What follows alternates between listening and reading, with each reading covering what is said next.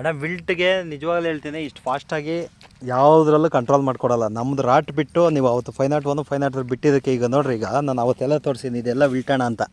ಈಗ ನೋಡಿರಿ ಇದು ಹೋಯ್ತು, ಇದು ಉಳ್ಕೊಂಡೈತೆ.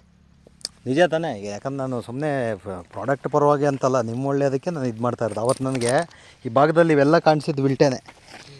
ಇವಾಗ ಇದರವಷ್ಟು ಪ್ರಾಬ್ಲಮ್ ಐತೆ, ಇದರಲ್ಲಿ ಚೇಂಜ್ ಆಗೈತೆ. ಅದನ್ನು ನೀವು ಅದು 5 ಲೀಟ್ರ್ ಕ್ಯಾನ್ ಅದಕ್ಕೆ ಡೋಸೇಜ್ ಕರೆಕ್ಟಾಗಿ ಇದಾಯ್ತಂದರೆ ಅದು ಒಣಗೋತದೆ, ಅದು ಡೆವಲಪ್ಮೆಂಟ್ ಬರ್ತದೆ.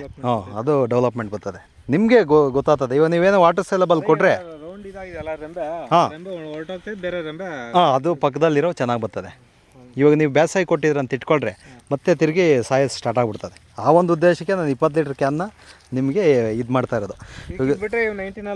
ಏನು ಬೇಡ ನೀವು ಗ್ರೋತ್. ಇವಾಗ ಬರೀ ರಾಟು 501 503 ಕೊಟ್ಟಿದ್ದಕ್ಕೆ ಇವೆಲ್ಲ ಚಿಗುರು ಬಂದೈತೆ. ಆ ರಾಟಲ್ಲೇ ಅಷ್ಟು ಚಿಗುರು ಬಂದಾಗ ನಿಮ್ಗೆ ಇನ್ನು 20 ಲೀಟ್ರ್ ಕ್ಯಾನು ಅದು ಪವರ್ಫುಲ್ಲು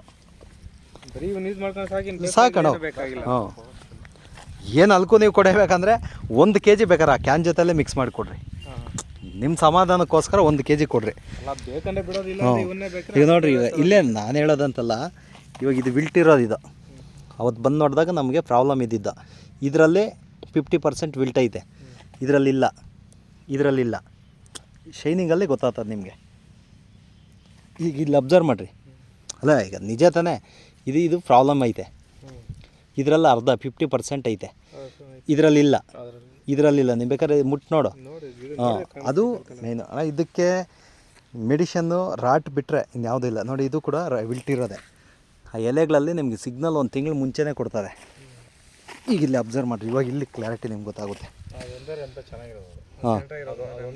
ಹಾಂ, ಈಗ ಅದು ಅಲ್ಲಿಗೆ ಹೋಯ್ತು, ಇದರಲ್ಲರೂ ಅಷ್ಟು ಐತೆ. ಅದಕ್ಕೆ ಡೋಸೇಜು ಅದಕ್ಕೆ ಅದು ರಾಟು ಮತ್ತು ಅದಕ್ಕೆ ಹೋಯ್ತಂದರೆ ಅದು ಕಂಟ್ರೋಲ್ ಆಗ್ತದೆ.